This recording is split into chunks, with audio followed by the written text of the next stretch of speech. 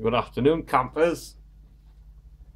Today I'm going to talk about the I Ching, or this symbol, the yin yang process, duality, cosmos. Basically, that's what that is about, just normally found in a circular format.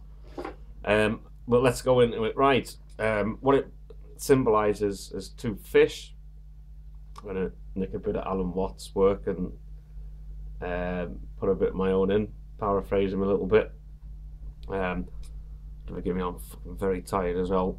But the two fish, one fish has got a black eye, the white fish, and the black fish has the white eye, meaning that there's two polar opposites, but really they're connected and they're in a sort of eternal struggle thing, which is a bit, well, does represent your night and your day, or your good and your bad, which is in, you know, the knowledge of the good and the bad was supposedly, so you know how the stealing the I Ching or this stuff, the Christians, that was the story of Adam and Eve, of the good and the bad. And what they're doing is they're just repeating. Remember that this predates Christianity by thousands of years. I mean, fucking tens of thousands of years. Excuse me. Right.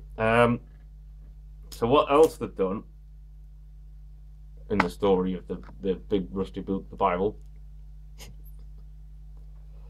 is they give you this scene, this play out act where the bad comes in via the devil, the Antichrist, and all of this carry on, and basically that rules for a while, and then the bosses, or God's son, the creator's son, or boss's son, whatever you want to call it, he comes in, overrides all the evil, and then you get the white and the light. So basically it's just the same polarities which can't exist without the other one, meaning the connection is there. Basically, they are sort of the same, but slightly different. You know, twins, but one's got a slightly different kind of psychological makeup, if you like. So you get your Masons using it as well. They use the checkerboard floor, which is just the same thing, but the way they use it, or which a lot of them have gone to the one side or the other, I think, mostly the dark side, basically. But the way that they view it is knowledge and ignorance.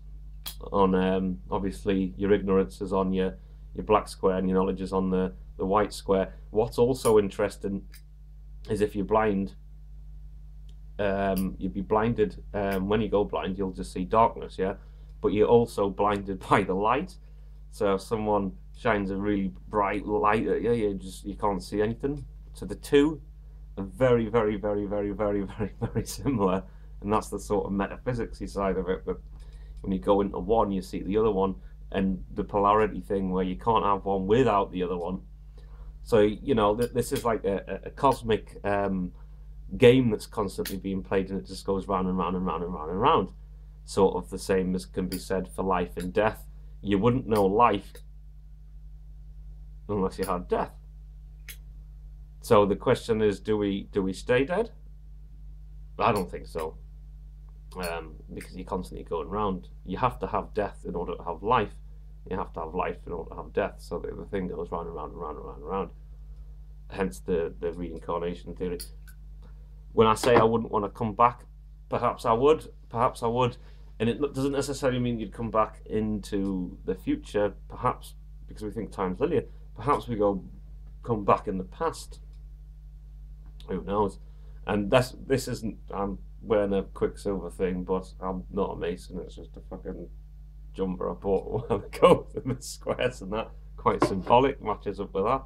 Don't look too much into it, for fuck's sake.